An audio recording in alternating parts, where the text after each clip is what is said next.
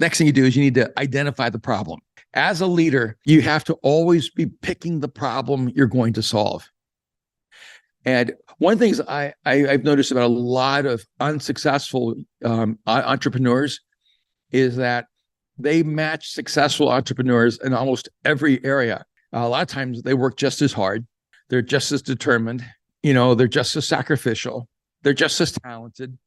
They're just as intelligent. They have all the different aspects of it.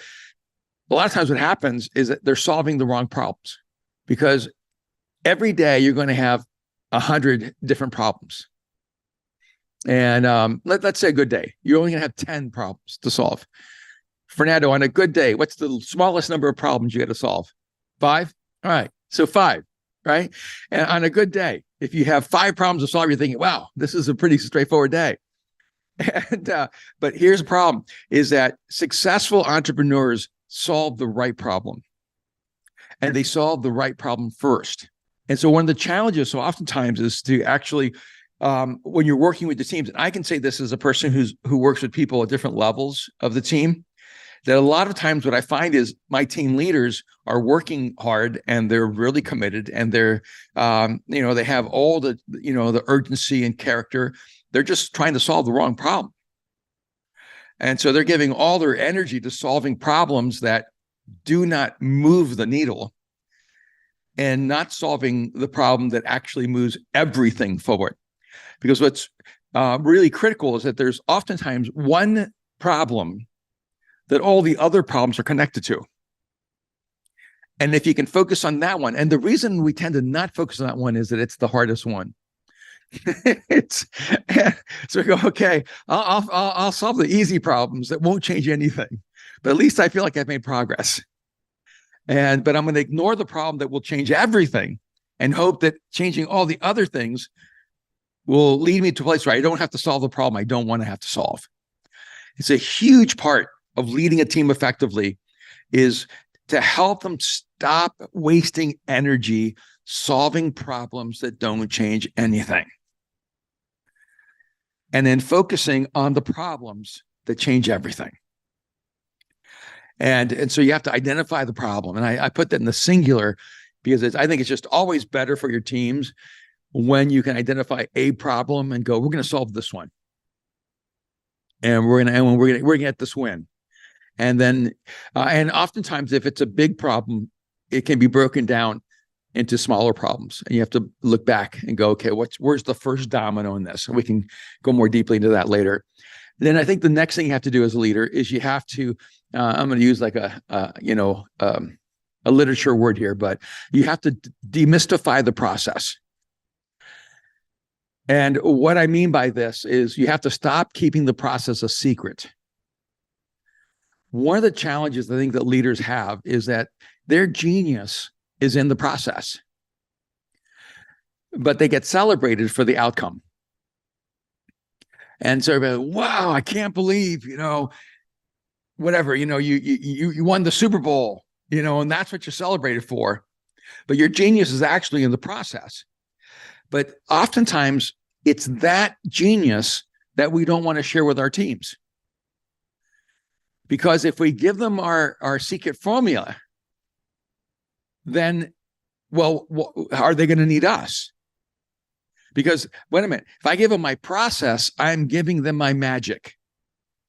And frankly, one of the unique things in the arena, and in what we're doing here, especially in these sessions, is that I'm trying to demystify every process I have. And it's not as easy as you would think. Because sometimes when you're an intuitive leader, the process is so intuitive, you don't even understand the process. You just do it inherently. But the problem then is that you're just trying to help people with the beginning and the end. Like, this is where you should go, and this is what it looks like when you get there. And everyone gets lost in the middle, and the process is a myth. It's a mystery. And a huge part of leading your teams is you have to demystify the process. You have to go, all right, this is the problem we're going to solve. And then you go, and if you have a specific solution or something like that, you have to go, let me walk you through how I think about this problem. Let me walk you through why I think this is the problem we have to solve. Let me walk you through how I got to this point right now. Because what happens so oftentimes, have you ever been frustrated people thinking they just don't get it? Here I am, I'm casting vision. I'm telling them what we should do. I'm telling them where we should go, telling them what the organization should look like. I'm telling them what our team should be like. And no one gets it. And the problem is that the process is still a mystery. You think it's not, but what you've given them is your goals and your vision and your outcomes, but you haven't actually given them the process that got you to where you're at. And a lot of times the reason people don't agree on a why is because the process that you went through to get to your why is something you never take people through. Because once you're at your why, you expect everyone just to embrace it. And you have to actually work backwards and go, how did I get here? Like, why did I pick this challenge? Why did I pick this direction? Why did I pick this vision? Why did I pick this problem? What were the things that informed me? And by the way, this is one of the biggest things, even in marriage, is that when you're fighting over the same thing, it's because you have different processes that lead you to different conclusions. And you have a lot of information in your head that you think is obvious. And then your spouse has a lot of information in their head that they think is obvious. And both of you assume that you're processing the exact same information, but you're not. So if you could step back from the end game and go, hey, let me tell you how I got here. Let me tell you the data that informed me, or the experiences that informed me, or the environment that informed me, and then tell me what information you have and what has informed your decision. You'll find that somewhere along the way, one of you has missed information or has completely radically interpreted the same information differently.